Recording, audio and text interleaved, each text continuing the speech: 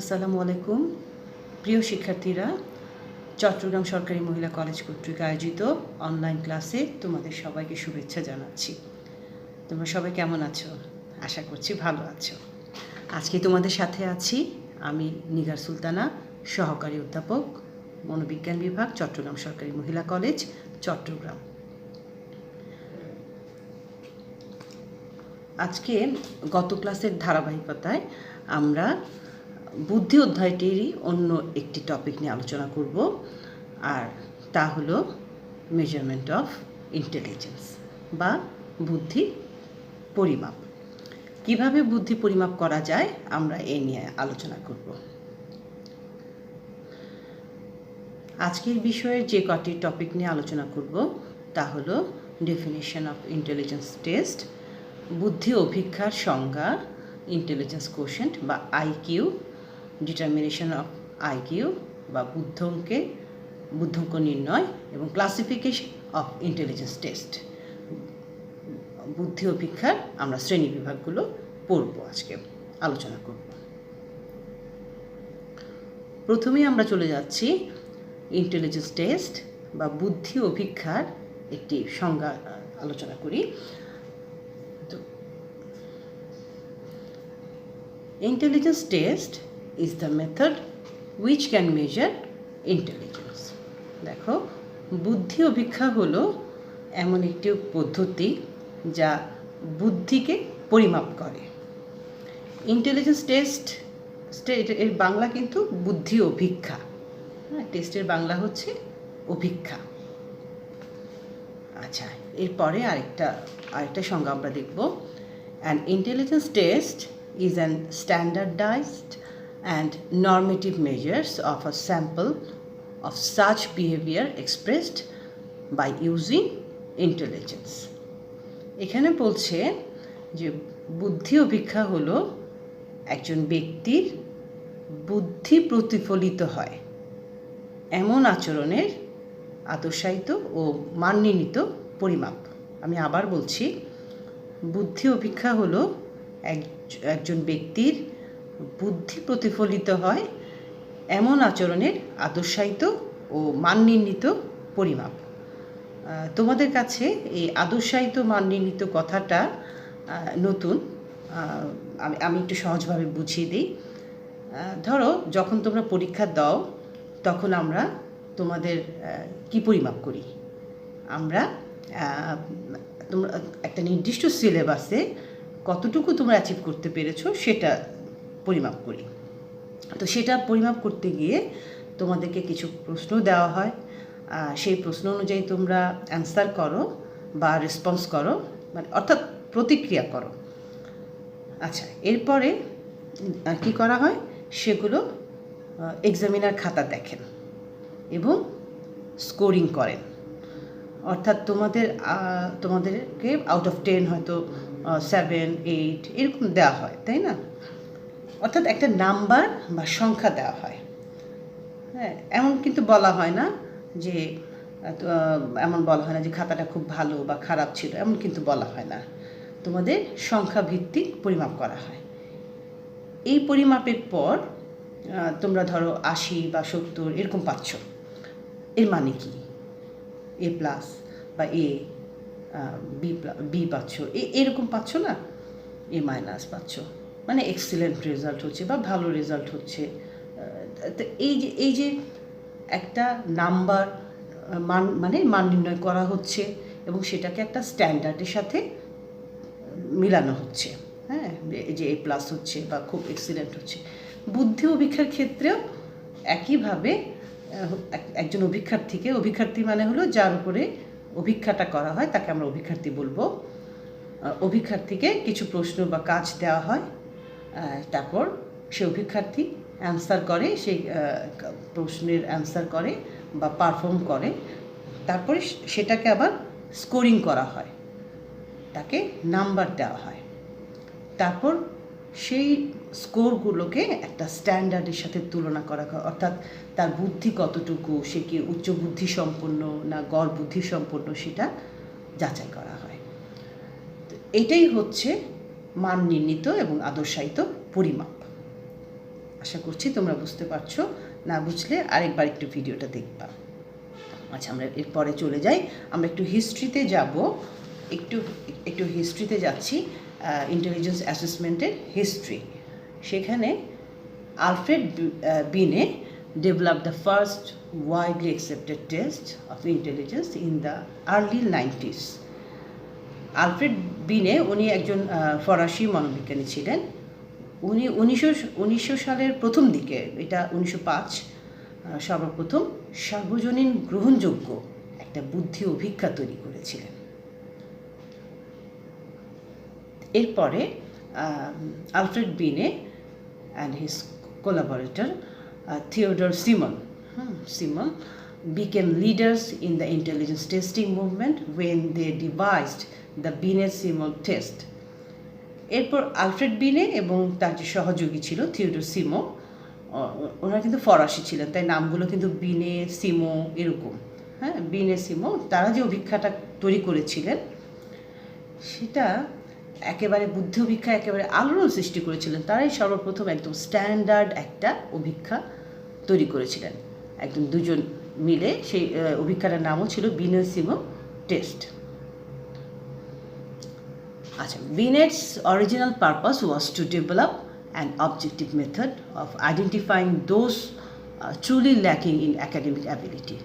আসলে বিনে যিনি ছিলেন, আলফ্রেড বিনে, ওনাকে একটা আসলে কাজ দেওয়া হয়েছিল যে যেসব বাচ্চারা, শিশুরা একটু অ্যাকাডেমিক্যালি তাদের অ্যাবিলিটি একটু কম বা তাদের কিছু ল্যাকিংস আছে, তাদেরকে একটু আইডেন্টিফাই করা। এই জন্য উনি একটা বস্তুনিষ্ঠ একটা পদ্ধতি তৈরি করেছিলেন। এরপর দেখো, in 1908 when the scale was revised they gave the concept of mental age and chronological age. 1908-এর দিকে ওনারা যখন স্কেলটাকে রিভাইজ করলেন, স্কেল এটা কোন স্কেল? স্কেল হচ্ছে এটা একটা পরিমাপক, হ্যাঁ, এটা তোমাদের রুল টানার স্কেল না কিন্তু। আচ্ছা, এই স্কেলটা হচ্ছে একটা পরিমাপক যেটা দিয়ে বুদ্ধি পরিমাপ করবে।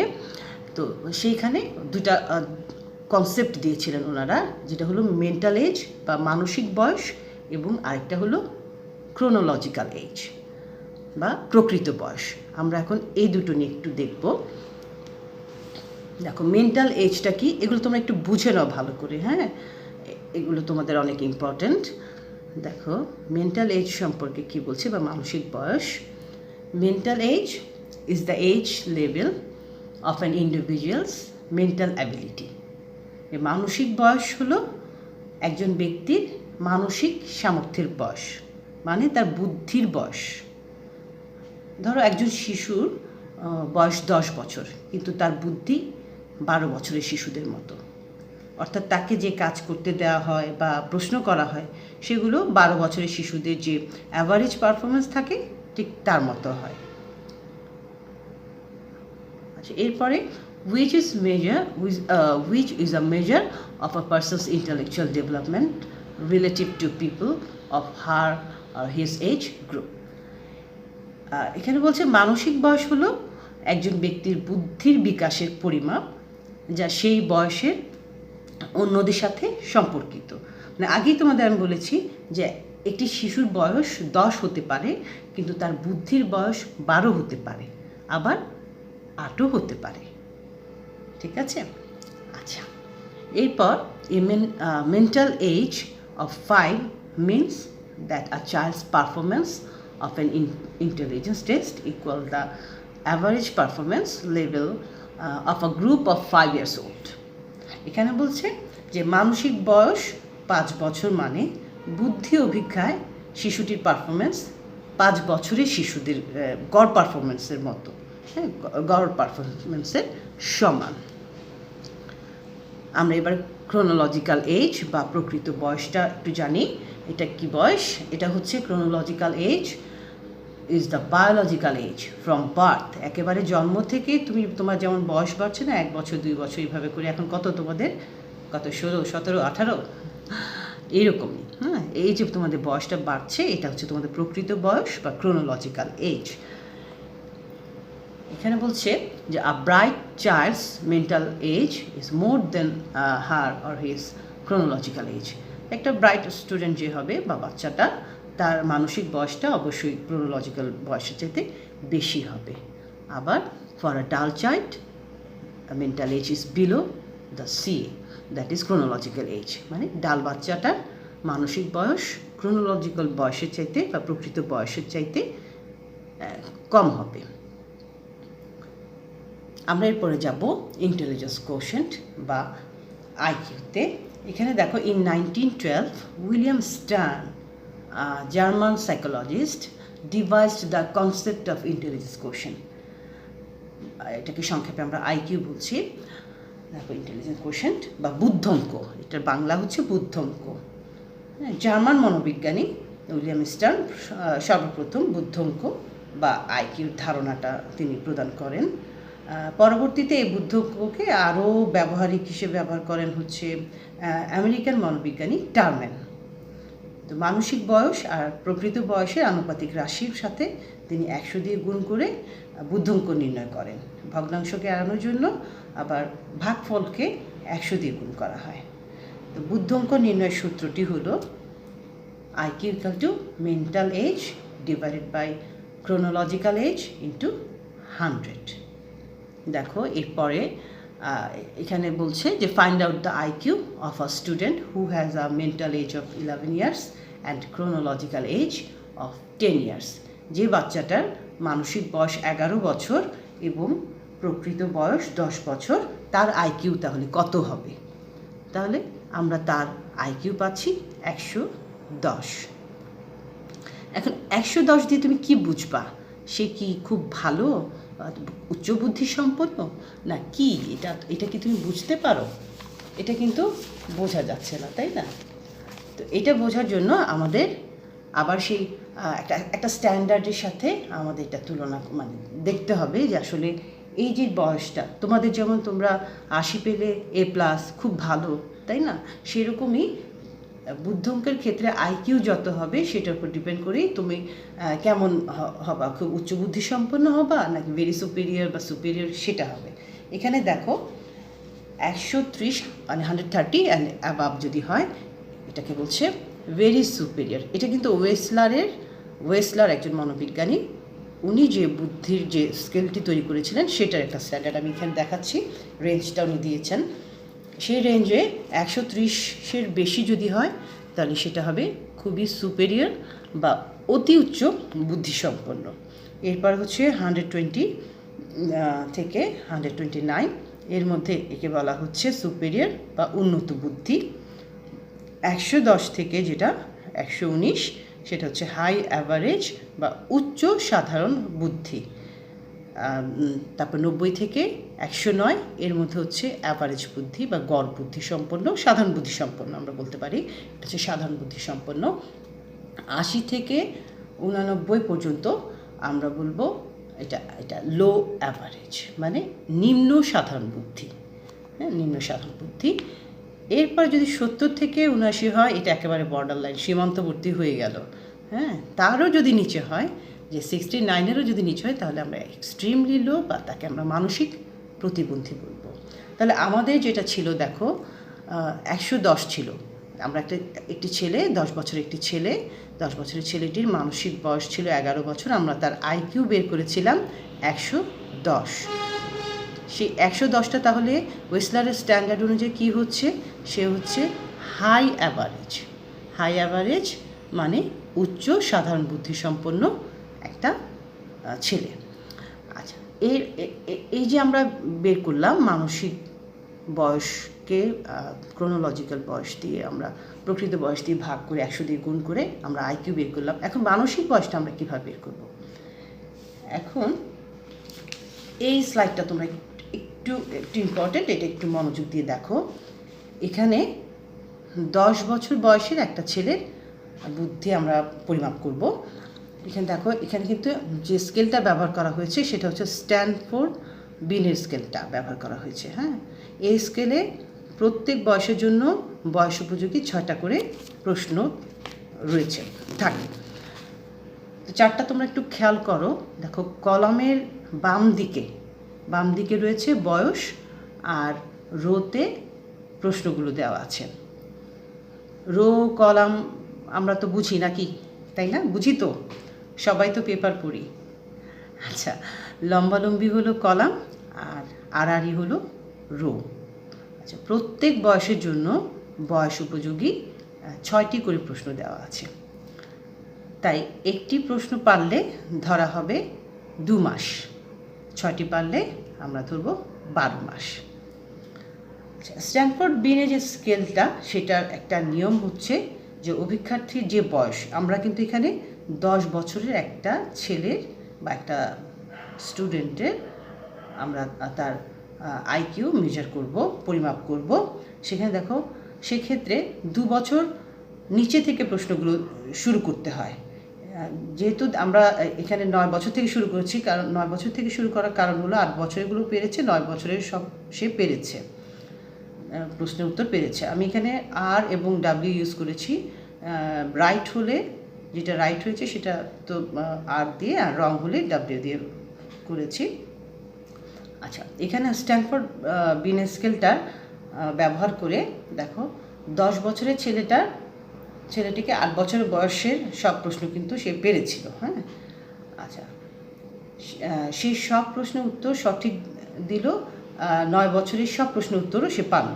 8 বছরও পেরেছে, 9 বছরের সব প্রশ্নের উত্তর সে সঠিক পেরেছে। কিন্তু দেখো, 10 বছরের যে প্রশ্নগুলো রয়েছে, নির্দিষ্ট প্রশ্ন তাকে দেওয়া হয়েছিল, তার মধ্যে কিন্তু সে সব পারেনি, সে 4টির উত্তর দিতে পেরেছে। ঠিক আছে, 11 বছরের প্রশ্নগুলোর মধ্যে সে পেরেছে 2টির উত্তর দিতে। বুঝতে পারছো? তারপর 12-13 বছরের প্রশ্নগুলোর একটিরও উত্তর দিতে সে পারেনি। আচ্ছা, এখানে 9 বছর হলো তার মৌলিক মানসিক বয়স বা বেসিক মেন্টাল এজ, আর 12 বছরটা হলো প্রান্তিক মানসিক বয়স বা টার্মিনাল মেন্টাল এজ। আচ্ছা, আর আমরা যখন ক্যালকুলেট করব, খেয়াল করো, 9 বছরকে আমরা 6টি প্রশ্নের জন্য 12 দিয়ে গুণ করে 108 মাস পেয়েছি। আমরা এখানে 9 বছরকে 6টি প্রশ্নের জন্য 12 দিয়ে গুণ করে 108 মাস পেয়েছি। আর 10 বছরে 10 দিয়ে আর গুণ হবে না, তখন শুধু প্রতিটি সঠিক উত্তরের জন্য 2 দিয়ে গুণ হবে। এভাবে আমরা যেমন 11 বছর বয়সের যে প্রশ্ন, সেখানে আমরা 2কে 2 দিয়ে গুণ করে 4 মাস পেয়েছি, তার আগেটা 8 মাস পেয়েছি।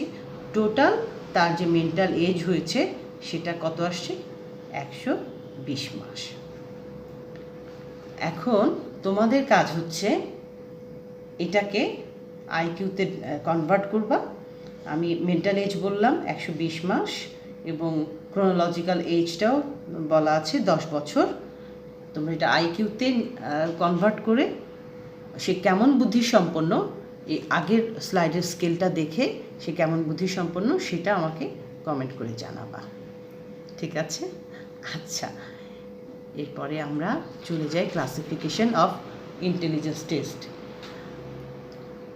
আমরা বুদ্ধি অভিক্ষার শ্রেণী বিভাগগুলো নিয়ে একটু আলোচনা করি। দেখো, ইন্টেলিজেন্স টেস্টের এটাকে প্রথমেই 2টি ভাগে ভাগ করা হচ্ছে। একটা হচ্ছে ইন্ডিভিজুয়াল টেস্ট, আর একটা হচ্ছে গ্রুপ টেস্ট। ঠিক আছে, ইন্ডিভিজুয়াল টেস্ট হলো যে ব্যক্তি, মানে একজন ব্যক্তির উপরে যখন টেস্ট করা হয়, মানে ব্যক্তি ভিত্তিক বুদ্ধি অভিক্ষা, একজন ব্যক্তির উপর যখন এই টেস্টটা পরিচালনা করা হয় তখন আমরা এটাকে বলবো ইন্ডিভিজুয়াল টেস্ট। আর যখন একই সাথে একটা দলের উপরে এই টেস্ট করা হবে তখন আমরা এটাকে বলবো গ্রুপ টেস্ট। ইন্ডিভিজুয়াল টেস্টের ক্ষেত্রেও আমরা এটা 2টা ক্লাসিফিকেশন পাচ্ছি, একটা হচ্ছে ভার্বাল টেস্ট আর একটা হচ্ছে নন ভার্বাল টেস্ট বা পারফরমেন্স টেস্ট। গ্রুপ টেস্টের ক্ষেত্রেও verbal test and non verbal test. Verbal test হচ্ছে যে টেস্টে বা যে অভিক্ষায় ভাষার প্রয়োগ থাকবে, মানে ভাষাগত ভাষার ব্যবহার ছাড়া এই অভিজ্ঞতা পরিচালনা করা যাবে না। হ্যাঁ, সেটাকে আমরা বলবো ভার্বাল টেস্ট। আর পারফরমেন্স টেস্ট বা নন ভার্বাল টেস্টের ক্ষেত্রে যেখানে ভাষার প্রয়োজন নেই, ভাষা লাগবে না, সেটাকে আমরা বলবো নন ভার্বাল টেস্ট। তোমরা একটা ছবি দেখো তাহলে একটু কিছুটা বুঝতে পারবা ভার্বাল টেস্ট আর নন ভার্বাল টেস্ট। এখানে দেখো ভার্বাল টেস্টে কিছু কোশ্চেন করা হচ্ছে, সেখানে কিন্তু ভাষার ব্যবহার হচ্ছে যে এটা বলো বা এটা কী। এখানে এটা একটা অ্যারিথমেটিক্যাল কোশ্চেন, তো সেখানে দেখো প্রশ্ন করা হচ্ছে এবং অ্যান্সার নেওয়া হচ্ছে, এটা ভাষার ব্যবহার হচ্ছে। কিন্তু নন ভার্বাল টেস্টে দেখো একটা ফিল ইন দ্য ব্ল্যাঙ্কসের মতো কিছু উপরে কিছু ক্লু দেওয়া আছে, তাহলে নিচেরটা কেমন হবে। হ্যাঁ, সেখানে কিন্তু ভাষা প্রয়োগ না হলেও চলে। এটা হচ্ছে নন ভার্বাল টেস্ট। আমরা কি তাহলে বুঝতে পারছি ইন্টেলিজেন্স টেস্টের যে ক্লাসিফিকেশন ইন্ডিভিজুয়াল অথবা গ্রুপ টেস্টের ক্ষেত্রে একই, ভার্বাল অ্যান্ড নন ভার্বাল রয়েছে, এটা আমরা বুঝতে পারছি। এরপরে আমরা চলে যাই, আমরা স্ট্যানফোর্ড বিনেট স্কেলটা একটু আলোচনা করি। এখানে for many years the Binet scales were the preferred test. এটা খুব বেশি, অনেক বছর এটা চলছে এই স্কেলটা। They underwent many revisions after Binet's work in 1905.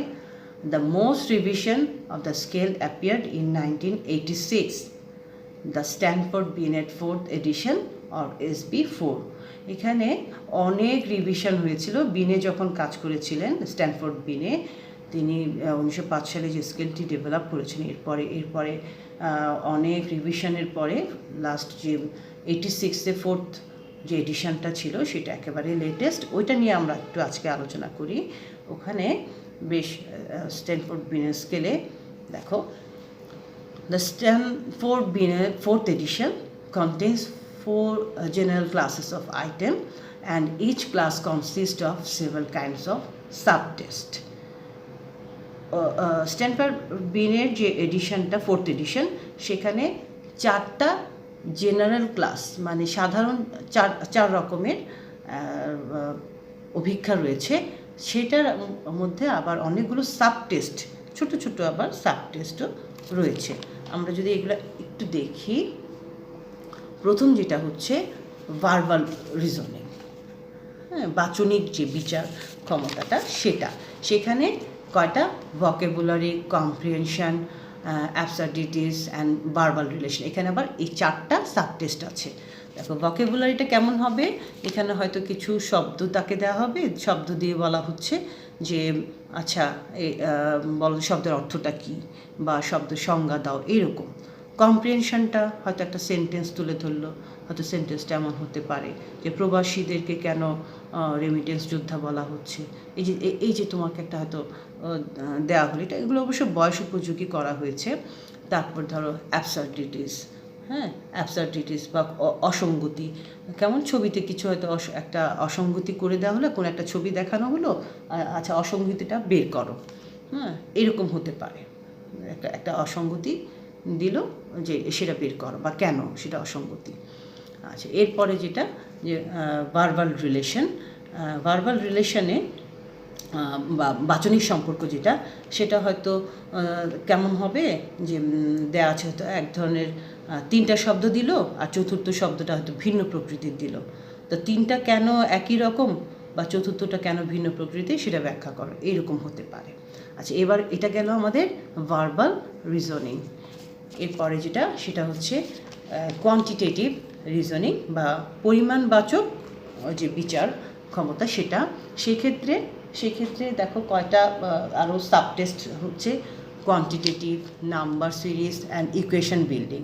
আমরা তো বুঝতেই পারছি যে কোয়ান্টিটেটিভ যেটা দিয়েছে পরিমাণগত, সেখানে হয়তো গণনাগুলো দেওয়া হবে, নিউমেরিক্যাল অ্যাবিলিটিগুলো যাচাই করা হবে। এখানে সহজ গণনা থেকে জটিল শব্দ সমস্যা সমাধানের মাধ্যমে যে গাণিতিক সমস্যা সমাধান করা হয়, সেগুলো হয়তো করতে দেওয়া হবে, যে সারি করো বা সম্পূর্ণ করো, এরকম দেওয়া হতে পারে। নাম্বার সিরিজের ক্ষেত্রে নাম্বার সিরিজের ক্ষেত্রে বা সংখ্যার যে সারি, সেখানে হবে যে সংখ্যার একটি সারি উপস্থাপন করা হলো, বা সারিতে কোন সংখ্যাটা পরবর্তী সময় আসবে বা নির্ধারণ করো, যেমন হয়তো দিল 3, 6, 9, এরপরে কি, এরকম। এত সহজ না, হয়তো আরও একটু কঠিন দিবে, এটা বয়স উপযোগী দেওয়া হবে। এরপরে যেটা হচ্ছে ইকুয়েশন বিল্ডিং। আমরা তো ইকুয়েশনের ম্যাথগুলো করেছি, যে যোগ, বিয়োগ, গুণ, ভাগ, এইসব চিহ্ন ইউজ করে ইকুয়েশনগুলো করা, এরকম। এটা হচ্ছে কোয়ান্টিটেটিভ রিজনিং। এখানে তাহলে যে 4টা আইটেম ছিল, জেনারেল আইটেমের 2টা আইটেম গেল স্ট্যানফোর্ড বিনেট স্কেলের। এরপরে থার্ড যে রিজনিংটা, সেটা হচ্ছে abstract visual reasoning. Abstract visual reasoning বা বিমূর্ত যে দর্শন চিন্তাগুলো, বিমূর্ত মানে যেটা অস্পষ্ট এরকম হতে পারে আর কি, অস্পষ্ট এগুলোকে একটু অস্পষ্টতা যেটা থাকবে সেটাকে কীভাবে সেই বিচার ক্ষমতাটা বের করে আনাটা। আচ্ছা, সেখানে প্রথম হচ্ছে যেটা, সেটা হলো প্যাটার্ন অ্যানালাইসিস বা প্যাটার্ন বিশ্লেষণ করবে। সেটা কেমন হতে পারে, যে হয়তো কিছু ব্লক ব্যবহার করা হলো, হ্যাঁ, সেই ব্লক অনুযায়ী পরেরটা কেমন হবে, এরকম প্যাটার্ন অ্যানালাইসিস হবে। তারপরে কপিং হতে পারে বা নকলকরণ হতে পারে, যে একটা ডিজাইন এটা জটিলতার মাত্রা অনুসারে হয়তো দিবে, এক সিরিজ জ্যামিতির রেখাঙ্কন করো বা এরকম, এটা কপিং। তারপর হচ্ছে ম্যাট্রিক্স বা ছাঁচ, যে পর্যায়ক্রমে কিছু ছবি দেখানো হলো, যে এখানে কোন বিকল্প সংখ্যাটি সিরিজের পরবর্তী সংখ্যায় বসবে বা নির্ধারণ করো, এরকম হতে পারে। তারপর হচ্ছে paper folding cutting. Paper folding cutting বা পেপার কাগজ ভাঁজ করা বা কাটা, এটা একটা নির্দিষ্ট প্যাটার্ন অনুযায়ী একটা কাগজটাকে ভাঁজ করা, কাটা। এই যে অনেকে কিন্তু নৌকা বানাতে পারে, এটা বানাতে পারে, সেটা করতে পারে, হ্যাঁ, শাপলা বানাতে পারে, সবাই কিন্তু পারে না, আমি পারি না, হ্যাঁ। এটা কিন্তু একটা বুদ্ধির একটা জায়গা। আচ্ছা, তারপর হচ্ছে short term memory. Short term মেমোরিতে এইখানে এই যে মেমোরি যাচাই করতে গিয়ে এখানে কিছু আবার সাব টেস্ট যেগুলো ছিল, সেটা হচ্ছে প্রথমটা যেটা বিড মেমোরি, পুঁথি স্মৃতি বলে এটাকে। এখানে এটা হচ্ছে ছবি দেখে বিভিন্ন রঙের পুঁথি দিয়ে মালা গাঁথতে হবে এবং অবস্থান, আকার বা রং মনে রাখতে হবে, এরকম আর কি, হ্যাঁ। তারপর হচ্ছে মেমোরি ফর সেন্টেন্স। এখানে কিছু সেন্টেন্স বলা হবে পরবর্তীতে, যে হ্যাঁ, মেমোরিটা এই সেন্টেন্সগুলো আবার মেমোরাইজ করো, এরকম। আবার মেমোরি ফর ডিজিটস, হ্যাঁ, কিছু ডিজিট বলা হলো, হয়তো 3, 4, 5, 8, 9, 8, 9, 3, 9, 6, এরকম। ছোটো থেকে ধীরে ধীরে এটা বড়ো হতে থাকবে, হয়তো 8টা বা 9টা 10টাও ডিজিট বলবে, এটা কতটুকু মনে থাকে সেটা দেখার জন্য। আচ্ছা, এরপর হচ্ছে মেমোরি ফর অবজেক্টস। এটা হচ্ছে বিভিন্ন অবজেক্ট আমরা কি বলবো, অবজেক্টে আমরা বলতে পারি যে বস্তু, হ্যাঁ, বস্তুর স্মৃতি, যে অনেকগুলো বস্তু দেখানো হবে, তারপরে এর মধ্যে থেকে কয়টি বস্তুর নাম তুমি মনে রাখতে পারো। এটা তোমরা ছোটোবেলা হয়তো মেমোরি টেস্ট করেছো না, স্মরণশক্তি প্রতিযোগিতা, ওই রকম আর কি। এটা ছিল স্ট্যানফোর্ড বিনেট স্কেলের একটা প্রাথমিক ধারণা আমি তোমাদের দিলাম। এগুলো আসলে অনেক বড় আলোচনা, এত ছোট ক্লাসে আসলে সম্ভব না। পরবর্তীতে আমরা ওয়েসলারের স্কেলটা নিয়ে আলোচনা করব। তা আজকের মতো এখানে ক্লাস শেষ করছি। তোমাদের সবাইকে অসংখ্য ধন্যবাদ। ভালো থেকো, সুস্থ থেকো, স্বাস্থ্যবিধি মেনে চলো।